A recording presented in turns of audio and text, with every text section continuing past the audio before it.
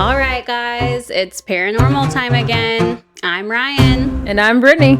And this is Pure Malice into the paranormal. Ooh. When true crime isn't enough, we cross into the unknown. Ooh. Thanks for joining us again today. Make sure to follow us on Spotify and subscribe to our YouTube channel for full videos. It's 2026, and with a brand new year, we've decided it's time to branch out just a little bit. That's right. And with that, we're officially bringing you conspiracy cases. We are both fans of conspiracies. I don't want to say fans of them, but we like them. They're intriguing. Yeah. And so keep your eyes open for that because they will be coming soon. But today we're going to kick things off with a story many of you have probably heard about. It's a legend. A mystery and a case that refuses to stay quiet. So that story is the Bell Witch. Woo!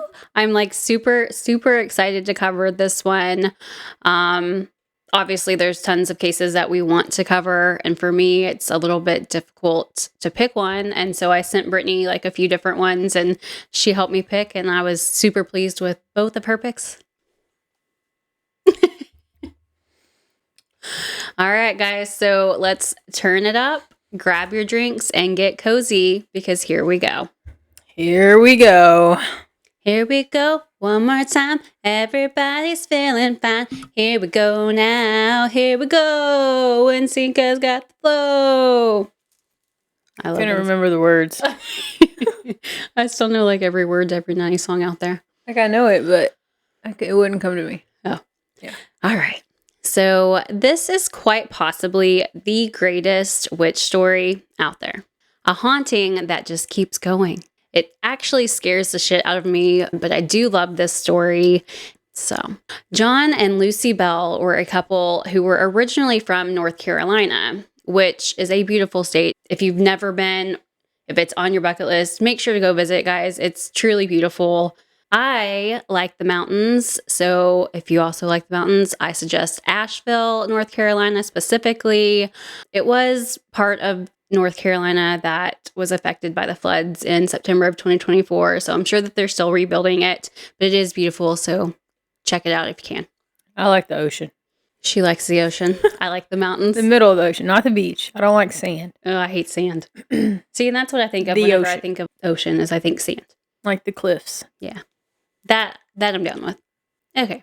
So back to the case. They were originally from North Carolina, but they later moved to Adams, Tennessee in the early 1800s. And by this point, they already had 6 children. What the heck?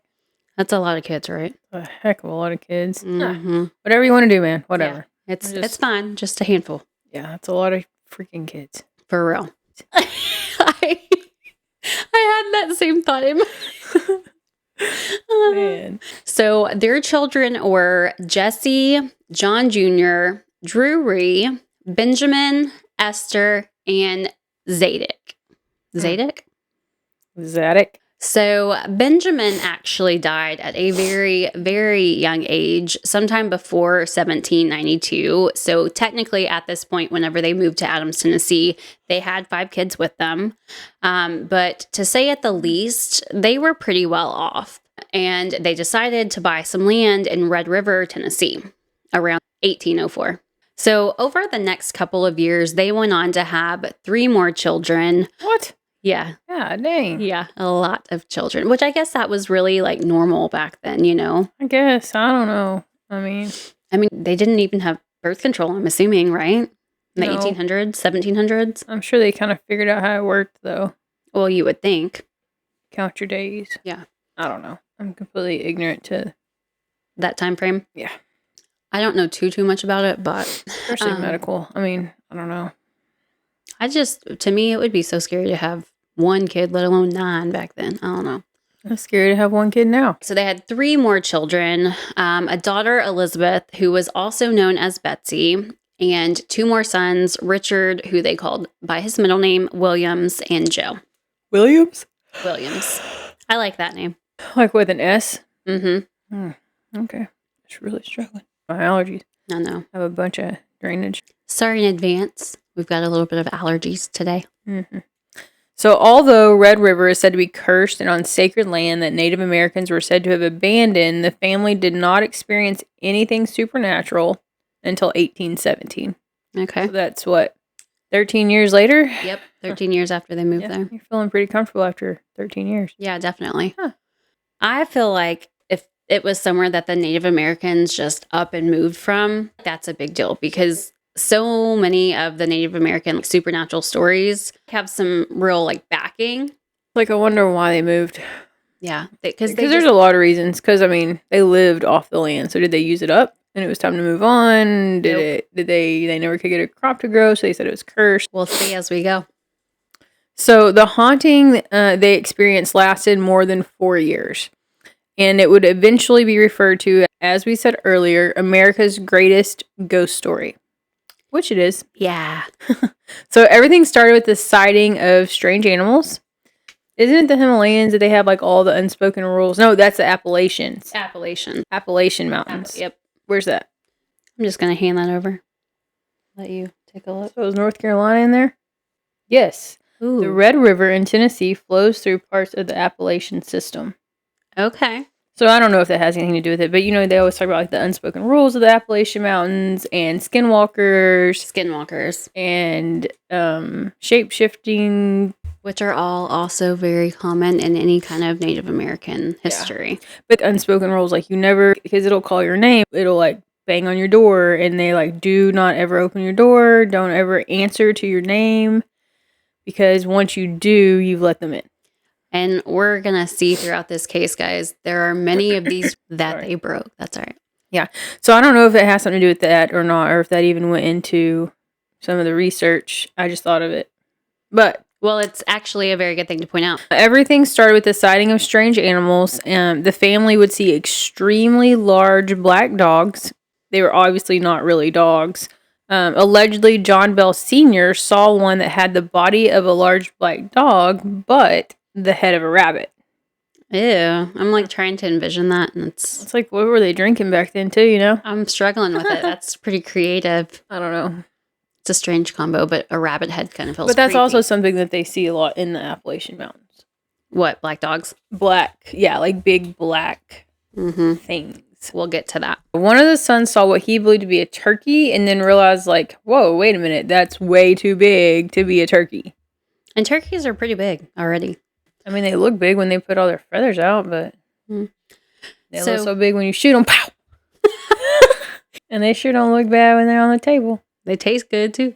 Delicious. Mm-hmm. So the family would all talk about the things that they had seen, and they all agreed that it was very strange. But at this point, nothing had really gone wrong yet. So they were just kind of what's up with all these weird-ass animals, So they also had several instances in the middle of the night where they would wake up to a really loud tapping noise on the outside of the house, which for me is a hard pass.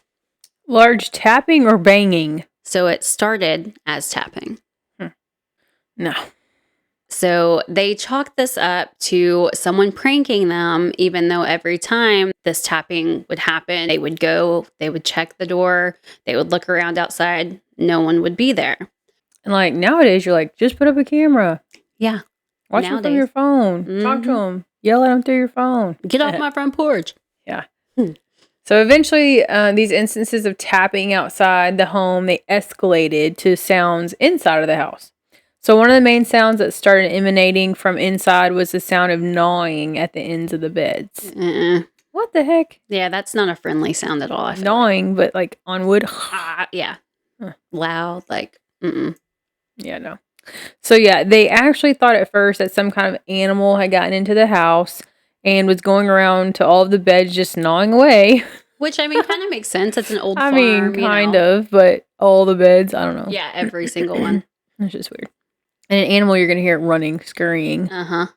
But whatever. So they looked through the house during the daylight. They saw no signs that any animal had been there. And even stranger, there was also no signs of anything gnawing on the bed. So there was no physical evidence that anything had been torn up or No little wood moved or nothing. pieces. So, because, if that had been the case, then obviously there would be some kind of physical evidence, but there was not. Yeah, super weird. So then Betsy, the youngest daughter, started taking the brunt of these late night noises, and it turned into full on physical experiences with something. So she started waking up and yelling in the middle of the night, screaming for her parents. They would run into the room to find her face and cheeks red and swollen as if she'd been smacked in the face by something or someone. That's rough. Yeah.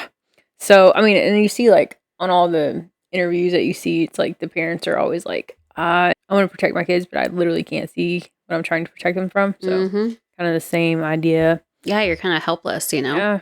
So, she would even tell them, I've been hit. Someone's hit me. These unpleasant middle of the night noises turned slapping the youngest escalated even further, and the family began waking up to loud shattering noises. Chains being dragged across the floor, their covers being ripped off of them in the middle of the night, and there's pillows being thrown to the floor. Yeah, these spirits meant business. I mean, I feel like having someone rip off your covers in these scary situations, that's pretty unsettling because, especially as a kid, that's the one place that you want to hide is under your covers, Yeah, but like all the folk tells, there's something under your bed. Still, if there's something under your bed, you don't want to be off your bed. Yeah, don't let your feet hang out off the end of the bed or out of the covers. Did you know I always slept on my stomach and I slept with the tips of my toes hanging off the very end of my bed? I like to be really low. I still do that. Well, I did that until that experience that I had where I felt like I got drugged. After that, I was like, my feet are not hanging off the bed anymore. I think about it every night when I hang them off, but that's the best way I can sleep. And it puts the least amount of... It's comfy. Well, it puts like the least amount of pressure on my knees. So then, if these scary moments weren't enough for you, the house eventually began violently shaking, as if an earthquake was happening. So, needless to say, something very sinister was at play in the Bell home. And keep in mind that, again, this was the early 1800s. So they didn't go and spill the tea to their neighbors. They didn't call a paranormal investigation team to see what was up. They just simply dealt with it and kept it to themselves for an entire year. The kids weren't allowed to tell their friends what was going on, and John and Lucy didn't tell anyone either. Did they build the house?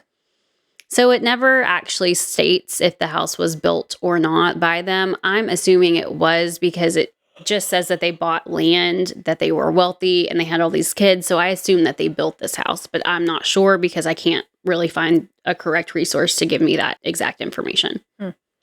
So eventually, they've decided like Jesus ain't taking the wheel here. He ain't helping us. So they decided to seek outside help. Finally. So James Johnston was a neighbor that Lucy and John were very close to. They all went to the same church, and James and his wife eventually spent the night on one occasion to test if the spirit or spirits were less active with other people present, but this kind of backfired. So it appeared to make the spirits even more active than before. More people to show off for. Well, more energy. Yeah, I guess that's it's correct. More energy. Okay. And they're like anticipating something happening. Like they're building it up, So almost as if the spirits were pissed that, more people have come to see them and witness what they're capable of, they put it into overdrive. So after experiencing this himself, James wanted to help the Bells. He told John that he was going to try and get a group together that could come to investigate and hopefully rid their home of whatever it was that was haunting them. But as always, word spread like wildfire and people are nosy. Yes, they are. People are just nosy, man.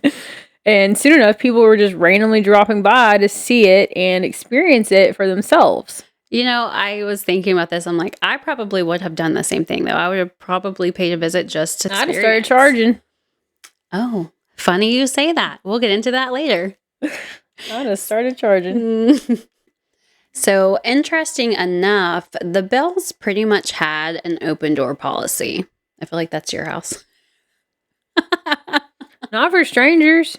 Yeah, and that's the thing, is that these were literally strangers. They don't know who was coming in and out of their doors. Yeah, stranger danger. Yeah. And so as we were researching this, I mean, it really did. It kind of bothered me. You know, you're dealing with a haunting, and then you just have random people showing up to see what's going on, how things were going down. Just like you said earlier, just people being nosy. So And you have a bunch of kids. you have 8 kids. Yeah. I mean, you know, Yeah. But again, safety. different time, I guess. No, people still do bad things. Well, they do, but there was just no regard to that at all in any of this. That was dumb. Yeah. So this is serious shit. And I mean, if you're not going to come and actually be part of like the people who are trying to investigate it, if you're just dropping by to see what's going on, to me, I'm like, no, bye, get out, you know? But that's just me. I mean, maybe they were hoping that the spirit would follow home someone else that came by to see what's going on. I don't know. But I mean, basically, people would gather in the kitchen and try to communicate with whatever was responsible for all of the chaos taking place in this home. So they would ask questions, and the spirit or spirits would answer back through tapping or scratching on the wall. And as more and more time passed, the tapping and scratching on the walls turned into moans and groans, and then into a low whistle. And then that turned into a whisper.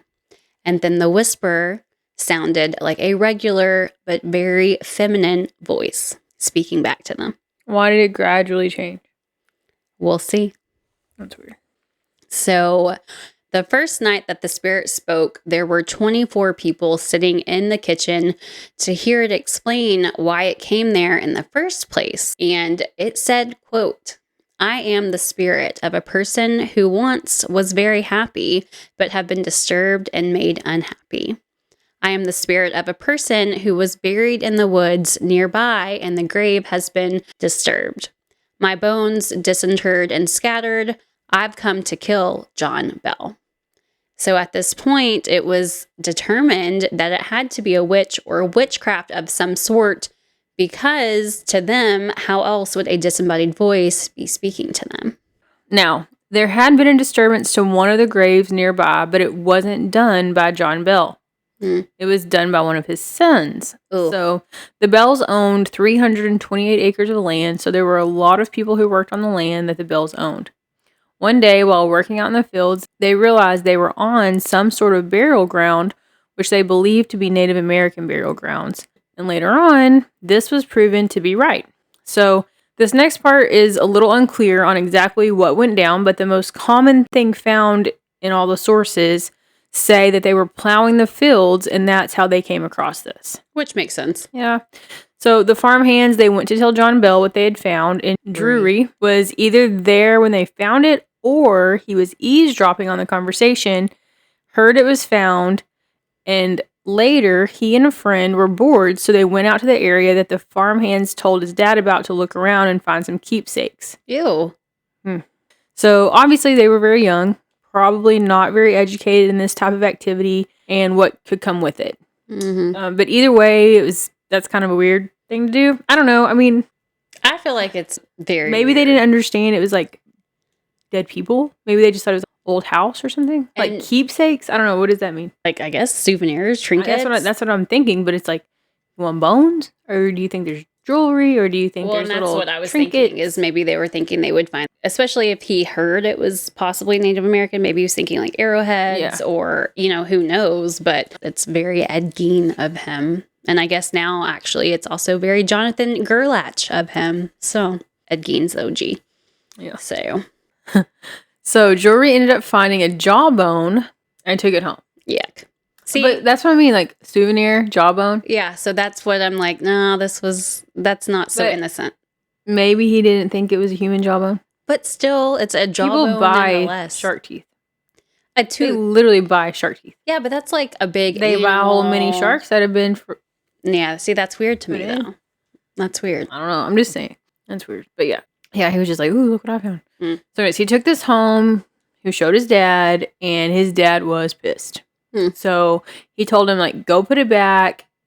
And he did, but it was too late. Of course. So people from all over the world started hearing about this haunted farm and started showing up to hear the haunted voice of the Bell's house.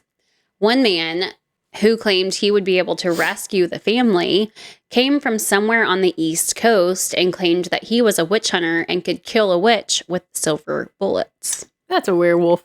Thank you. Thank you. That's exactly right. In my head, I was like, you can't kill a witch with... I've just never heard of that being a thing. I don't know how you kill a witch. You have to hang them, huh? Burn them. Oh, yeah. Burn them at the stake. Yeah. So he said that he had done it in the past and that he was now ready to do it again. So he's a murderer. Yeah. Again, that open door policy, you know. He stayed with the family for a few days, and oddly enough, there were no instances of hauntings while he was in the home. So obviously the Bell family was thrilled about this, and they offered to pay him if this was what he was capable of making happen, scaring off the witch. So they told him that he could serve as their protector, and if the disturbances stirred back up, then he could be there to provide interference and make them stop. So the man's like, awesome, count me in. If you want Free me place to stay, Yes. you get paid for it, you aren't really doing anything. Exactly. So he said, I've got to go home and grab some stuff, but I'll be back. He also told them that he did feel like he scared the witch off for good, but to give them peace of mind, he would still come back to protect them. So as he was getting on his horse to go home, his horse either refused to move or was not able to move. And no matter how hard he tried, no matter what terrible things he did to this horse, the horse would not budge. And this is when everyone heard the same disembodied voice say, I can make that horse go. Let me get on behind.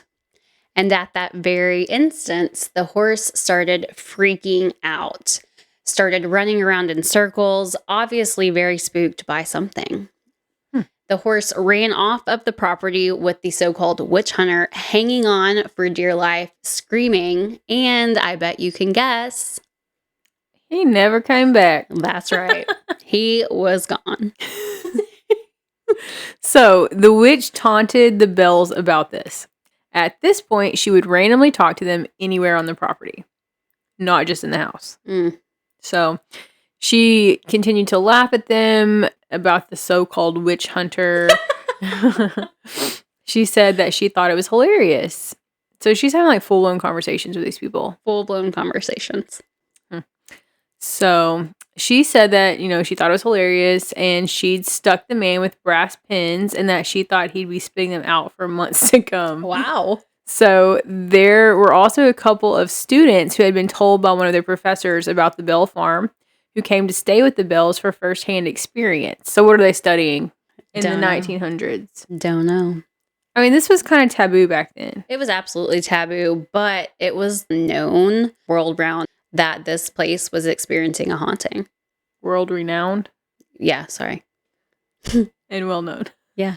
What did I say? Well round and well known or something. I don't know what you said. Anyways. Well, that's what I meant. So when they saw and experienced nothing for a couple of days, they said to each other, them here are suckers. These people are suckers. Sucker. So the witch then told the students that their professor who told them about the farm would be there with them if he hadn't died 3 years ago. So the students were like, yes, that's correct. So, I mean, we'll get into that some more later, but the entity that was present at the Bell farm, if you disrespected her or questioned her existence in any way, she would clap back and hard. The petty little witch. So another man who came to stay at the Bell farm used the witch to communicate with his family back home until his mother demanded that he come back home, proclaiming that she was done going through this entity to speak with her son and all of the scary business. And get this, the witch was able to relay the message from his mom to him in his mother's exact voice. It's demonic. See, that was my thought here too. It's got to be something demonic. So from... Well, I mean, witches, that's what they're... sacrilegious, like they're... I mean, it depends on, what you believe and whatever, but they're not worshiping the one God. Yeah. They're worshiping other things. That Christians believe in. Yes. Right. Yes. So from here, we get into some pretty creepy stuff, guys, aka magic. Some don't believe in it, but if you are listening, there's a chance that you do. Well, it's black magic. Absolutely, it's black magic. I believe in black magic. Mm-hmm. I don't practice it.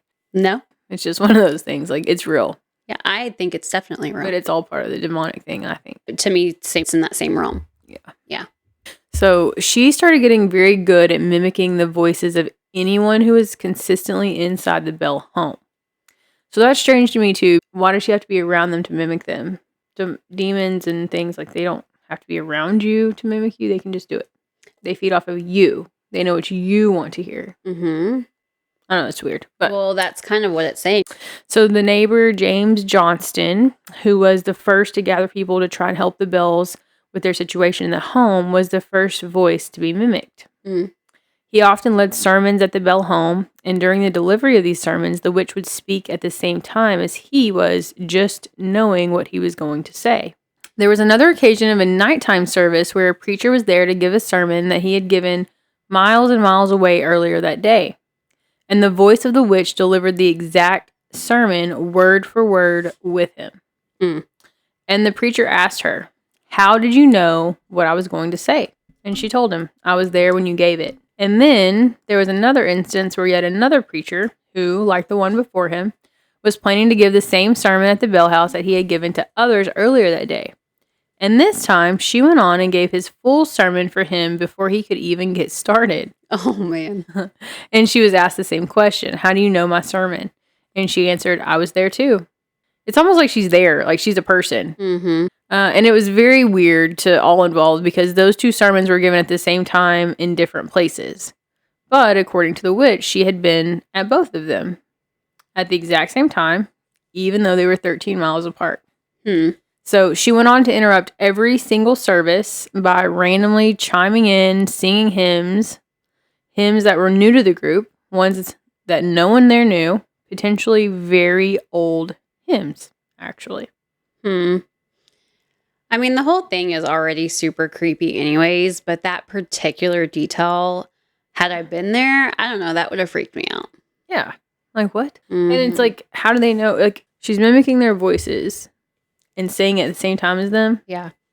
Word for word. How do they even keep going? I'd be like, shut up. Me too. That's just weird. Yeah. I would lose my train of thought. So would I. It would definitely throw me off. So one of the most notorious visits to the farm came from the would-be president of the United States, Andrew Jackson. So the family knew him because John Jr. served alongside him in the Battle of New Orleans. And the book I read and got this information from is called The Bell Witch, The Truth Exposed. And that book said, quote, "General Jackson's party came from Nashville with a wagon loaded with a tent and provisions, bent on a good time and much fun investigating the witch." So needless to say, they were pretty hyped about this situation. Yeah. I thought that was cool. So Jackson actually brought a self-proclaimed witch hunter, which was obviously a thing back then. This was a job. Yeah. And they came with silver bullets in tow. I still don't understand the silver bullets. I don't either. Again, I didn't realize that was a thing for witches. Literally, I thought it was just vampires. I mean, werewolves. Werewolves, yes. So as we went through and we researched this, we did check into it, and we did find that it was indeed thought for a time that you could kill witches with silver bullets. So on the group's way to the Bell farm, their wagon abruptly got stuck in mud, and no matter what they did, they couldn't get the wagon to move. They removed each wheel individually, which was a bitch, I'm sure, back then. Yeah. But once the wheels were back on the wagon, were no longer able to spin. So everyone got out at once and tried to help push it. It still wouldn't go anywhere. So at this point, Andrew Jackson said to the group, "It must be the witch." Just as he finished saying that, a voice came over and said, "All right, General, let the wagon move. I will see you tonight." Mm-hmm. So it's like she wanted acknowledgement. Mm-hmm. So when the witch finally allowed the wagon to move and they arrived at the farm, they wanted to immediately search around and find something infinitive. It was said that they searched all night and they finally gathered in the kitchen when this happened. The witch hunter was going on and on about his success rate and his different tactics and just literally would not shut up about himself and his profession. Okay. So he also said, if she shows herself, I'm going to shoot her with my bullets. Andrew Jackson leaned over to someone beside him and said, I'll bet he's an arrant coward. I do wish the thing would come. I want to see him run. At that moment, they heard a noise that seemed to be the sound of something being swept across the floor in front of Jackson. And then they heard the voice again. And this time she said, all right, General, I'm here and I'm ready for business. The witch hunter then tried to shoot in the direction the voice came from, but the first shot did nothing. That is so dangerous. No kidding. The witch went on to tempt him to try again and spoke again, in which he fired another shot, which also did nothing. So at that point, she said something that indicated it was her turn now. And she went on to pretty much beat the crap out of this witch hunter. Okay. So he was like yelling and moving all across the floor. He had a very prominent nose and she kept grabbing him by the nose, telling him she was going to rip it off. She eventually sent him flying through the front door of the home. And as he got up, he continued running further and further away from the house, yelling, oh, lordy, lordy. God, I can't blame him. I mean, what a visit he had. I mean, that's what you get for talking shit. I know. Apparently he was annoying everyone. Yeah. So another strange encounter happened to one of the slaves on the property. So as we've mentioned, John Bell was very wealthy, and here you see it again. Because yes, he owned many slaves, and that was one of the many ways that the wealthy showed their wealth was by how many slaves they had. And while it is sickening to think about, it is necessary to mention here because the basis of this particular story comes from a particular slave.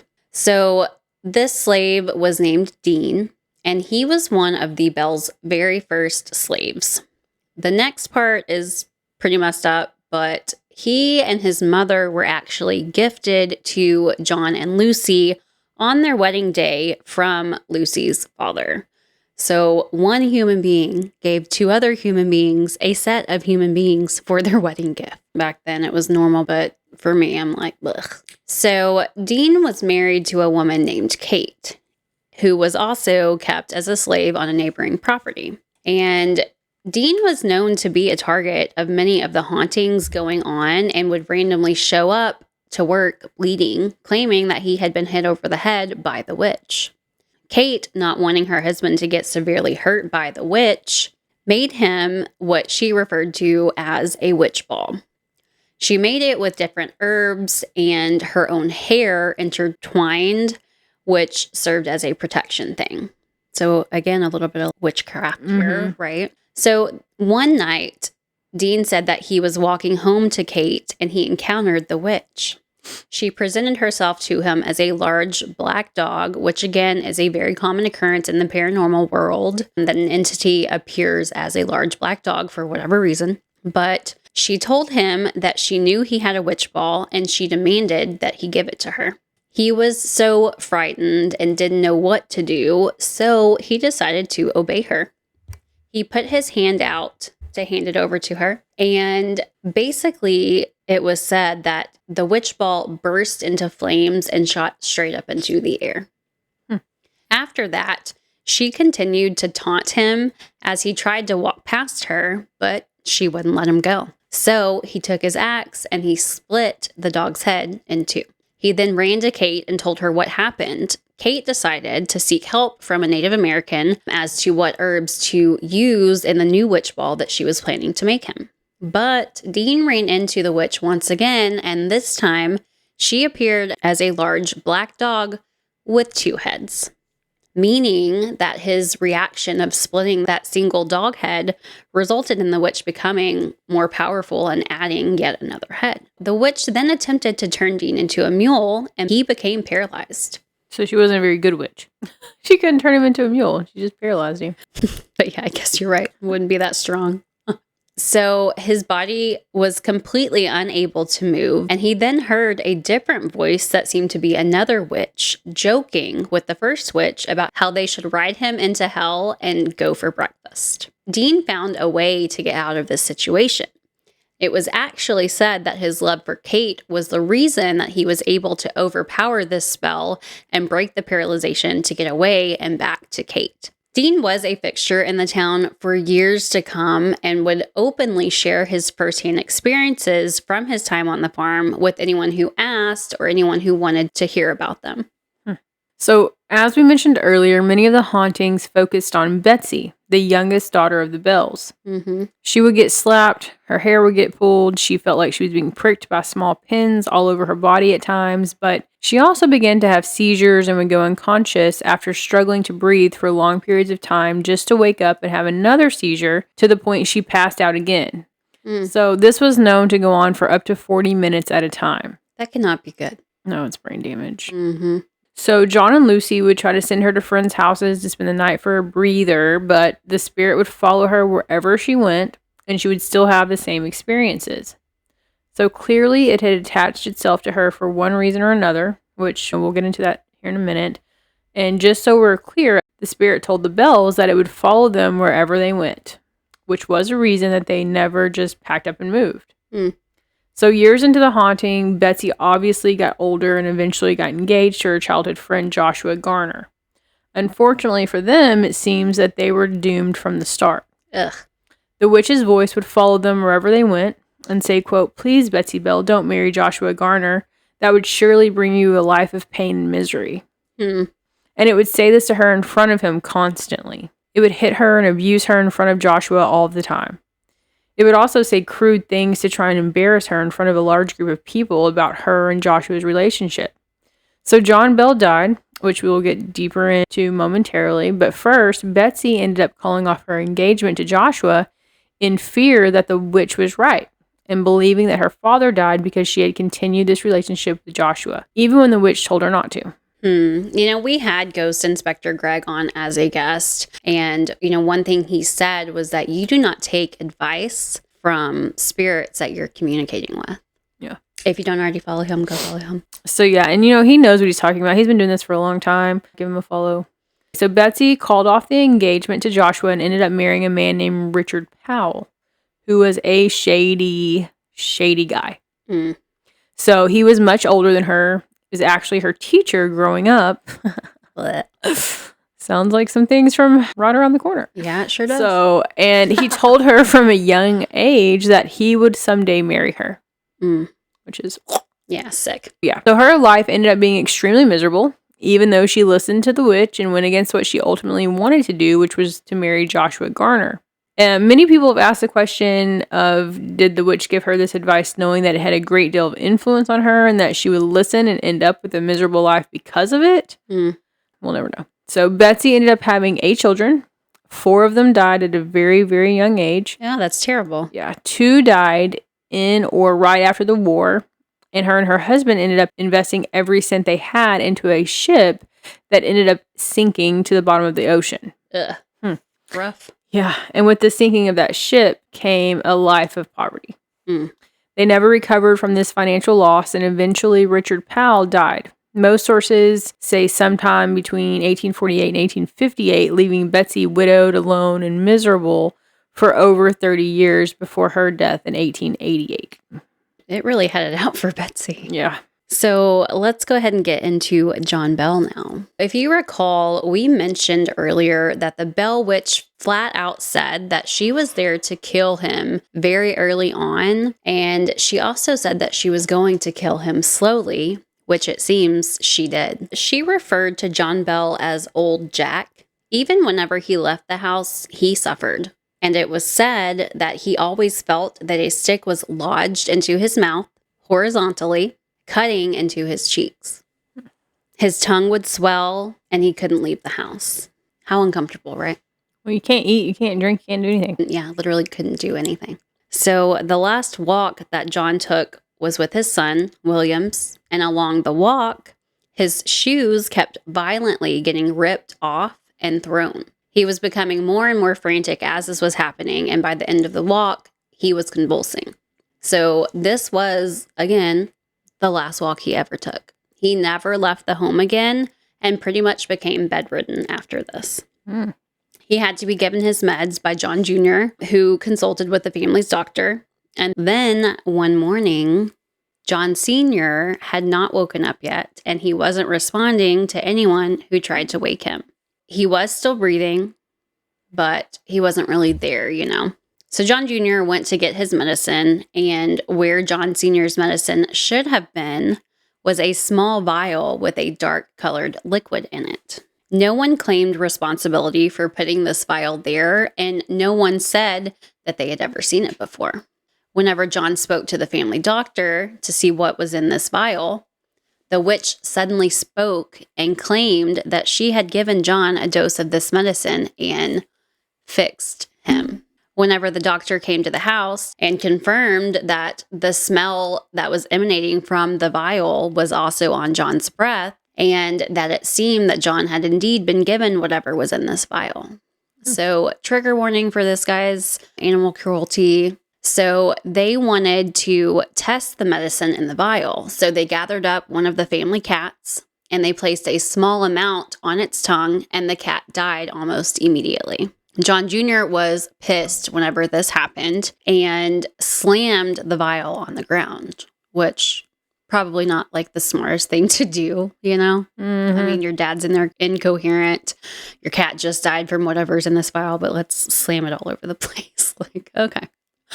Anyways, so now this part, there are two different accounts of it that come up most commonly. And one is that whenever he slammed the vial, it had a big blue cloud that came up from this vial. The other accounts say that it was a large purple cloud, but either way, it was some sort of cloud that arose from this. So John Sr. passed away the next morning on December 20th of 1820. His funeral was one of the largest up to this point to take place in Tennessee. Now this part, okay. This will just tell you a lot about the witch. So the witch was very quiet during his funeral until the very end, whenever mourners were leaving the graveyard. As they left, she began loudly singing drinking songs. And one specific song that she repeated was "Roll Me Up Some Brandy O." She didn't stop singing until every single person was gone from the graveyard. And it was said that she did this to celebrate the death of John. Yeah. She was a paranormal bitch. Okay. So it was said that the witch and Lucy, John's wife, were known to be oddly connected. So Lucy had become very sick before John died, to the point that she was bedridden and everyone around her believed that she was going to die soon. It was unclear what it was that caused her sickness, but nonetheless, she was deathly ill. The voice of the spirit was always with her while she was sick, and it was said that the spirit cared for her. What I mean by this is that throughout her illness, if she needed something, the spirit would tell whoever was in charge of caring for her in that moment that Lucy needed this particular thing and to take it to her immediately. One day, she was laying in bed and was unable to eat at this point and hadn't eaten anything for a couple of days. She had a couple of visitors with her and they noticed that something was falling from the ceiling. Ooh. Taking a closer look, they realized it was hazelnuts. And then a little later, grapes started falling from the same place in the ceiling. And the spirit said, "Lucy, eat those." People couldn't believe this was real and investigated the ceiling where the nuts and grapes had fallen from, and there was absolutely zero evidence to indicate that it had been a hoax. So upon investigating, there was no hole in the ceiling, no tool or contraption to allow this to happen. And keep in mind, y'all, it was the 1800s. Mm-hmm. So there was no real technology, no holograms and all that. Right. There's nothing there. So when the spirit told her to eat the hazelnuts and grapes, somehow, some way, she was able to. And after consuming these two foods within a couple of days, she seemed to be completely cured of her unknown illness and 100% back into the swing of things. Kind of like they were kindred spirits. Yeah. Maybe Lucy really hated John too. Maybe. So after John died, the activity around the Bell family calmed down. But the witch did promise to return in 7 years. And she did. And whenever she returned, she gave John Jr. a few predictions for the future of the world. She actually predicted the Civil War, World War I and II, the Great Depression, and several others, including that we would find Atlantis, and then went on to warn him that the world would end in a massive fire. So all of these predictions with the exception of the end of the world, were on point. Yeah. It's kind of scary. Mm-hmm. Now let's get into a little bit more recent stuff. So over the years, many people have tried to solve the great mystery of the Bell Witch. During the years of the hauntings, the voice was known to change from time to time, and it claimed to be many different people. At one point, it claimed to be Kate Batts, who was a nearby neighbor, and history eventually proved that Kate Batts was a relative of the Bell family, Lucy's niece to be exact. And at one time, Kate and John had gotten into a heated argument over land, and she said that she was going to curse him. So many people believed the spirit was her, and the spirit even responded to being called Kate. Some interesting information came out eventually whenever Walker and Chris Kirby bought the farm in 1993. They said their dream was to own a tobacco farm, but every time they neared closing on land for it, it fell through. So when the Bell farm went smoothly, they felt like it was just meant to be. Almost as if they were chosen for this farm. Oh, what a wording. Walter was actually nervous to tell his wife about this because of the known hauntings and alleged witch that came with the property, but to his surprise, when he told her, she responded with, "I know. My psychic told me that we would get this one and that there was a highly supernatural energy there." Okay. So Chris was told that most of the energy came from some sort of detached permanent property on the property. It was a cave. So they moved to the farm and the hauntings started the very first night they were there. They woke up to a shatter sound, but when they looked, nothing was out of place. The next morning, Chris remembered that the Eden family, which was the family they purchased the land from, had left a book of experiences from when they lived there. So just FYI, this was something that every family who lived on the property did. I think that's awesome. Yeah. Yeah, it is. So they had all kept like a journal of experiences, and most of the accounts from the earlier days came from William's own personal journal. See, that is just so cool. Yeah. So Chris looked through the book of experiences left by the Eden family and flipped to a random page, and that page contained a chapter titled Breaking Glass. They broke it down by chapters. Yeah. I would just randomly write things down. That's exactly how it would go for me too.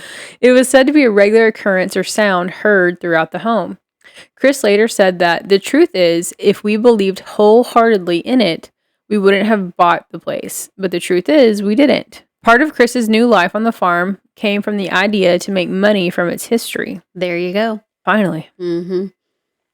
So they ended up offering tours of the cave on the property for a price.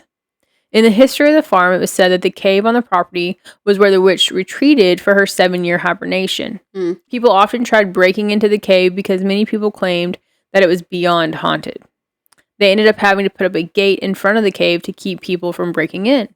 Chris brought her psychic into the cave before starting the tours just to get an idea of what exactly she was opening up, because while out taking pictures of the property around the cave, she saw orbs and actual people in the photos that she had taken. Ooh. So one of those pictures showed a little boy in overalls, which the psychic ended up seeing enter the cave when she was there. Now, her psychic told her that this cave was likely some kind of a portal due to the fact that there were so many spirits dwelling there. It was said that there were hundreds of spirits at this cave, and it's now thought that this is not just one witch or one entity. She felt that this cave was absolutely where all these hauntings were stemming from. Now, there were many rooms in this cave. So the first room in the cave was a tomb where a Native American girl had been laid to rest. She died from a gunshot wound to the chest in the 1700s or early 1800s, but her remains were later stolen from the tomb. Ooh. So there are also narrow hallways throughout the cave and a room in the back of the cave, all of which have been lit with lanterns so you can see where you're going, and you actually have to sign a waiver in order to take this tour. Would you go on this tour? Yeah. I would too. I feel like whenever there's a waiver involved, a lot of people are like, meh. So there have been many people who have wanted to investigate the cave and the property as a whole, but Bob Schott, who is a renowned paranormal investigator with top-of-the-line investigative equipment, is who they let investigate it. So while Bob and his team were there, they experienced the normal things. So drops of temperature, feeling a presence in the room, that sort of thing. But they also took a picture of the room the same time that the temperature dropped, and there were orbs in the picture. So then things took a turn. They set up a high-tech camera with night vision and infrared lighting that is supposedly 5 times stronger than what the military uses. And it captured what looks like a door that slid open in the cave, and it appeared out of thin air, opened, and 2 human forms walked through. And as quickly as it appeared, it disappeared. There have also been multiple people who study paranormal footage who have seen the footage and debunked it, saying that there was nothing at play.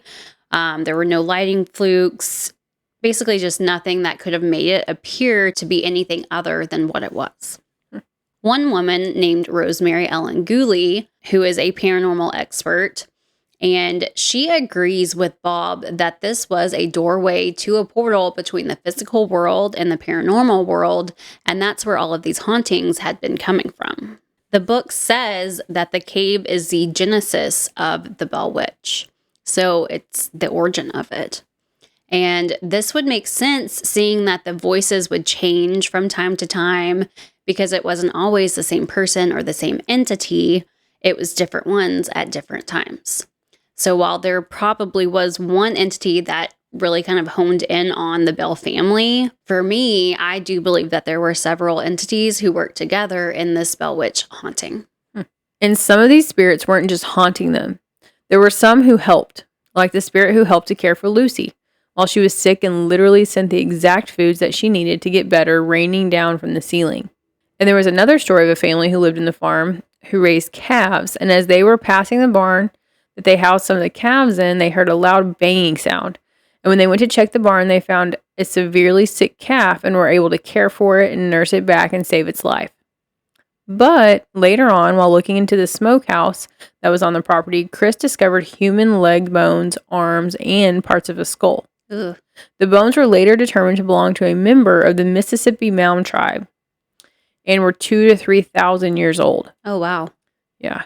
So that specific tribe was known to bury members of their tribe sitting upright with no coffin and no cover at all, directly on top of the cave. Chris also found out that above the cave was a Native American burial ground, and the graves there were also 2,000 to 3,000 years old. She also discovered that ceremonies were often performed inside the cave by shamans in order to open a portal door, and the reason the tribe members were buried with no coffin and not being shut in any way on top of the cave was so that they were close to the portal. So one quote says, open quotes, "It sounds like magic, but the consequences are very, very real." Close quotes. So it's believed that these shaman created this portal in order to remain close to their loved ones who had passed on. That's like a whole multitude of things in one. Tricky. Well, the whole thing.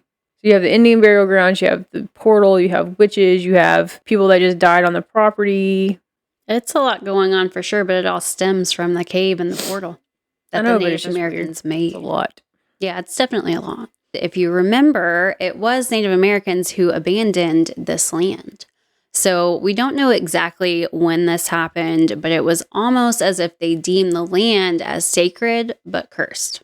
Chris had some pretty bizarre things happen to her while she was in the cave giving tours. The most common occurrence during these tours was whenever people who didn't believe in it would come and they would get slapped in the face or physically assaulted in some way if they were disrespectful, specifically to the Bell Witch.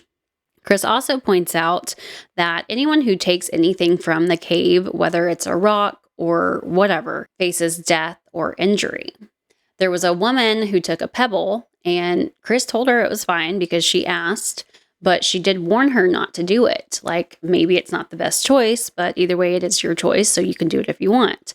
And the lady was like, "That's hogwash, whatever. I don't believe you. I'm going to take the pebble." She returned a few hours, maybe a day later, but either way, quickly after she left, bleeding from some sort of accident that she'd gotten into, and she came back to return the pebble. There are many people who enter the cave for the tour who come out as quickly as they went in. So this is where we're going to get into another pretty serious accusation, but if I do say so myself, it makes a lot of sense. So in one novel in 1977 called The Bell Witch by Brett Monahan, he points out that there are some interesting facts and information about the Bell Witch haunting regarding the Bell family.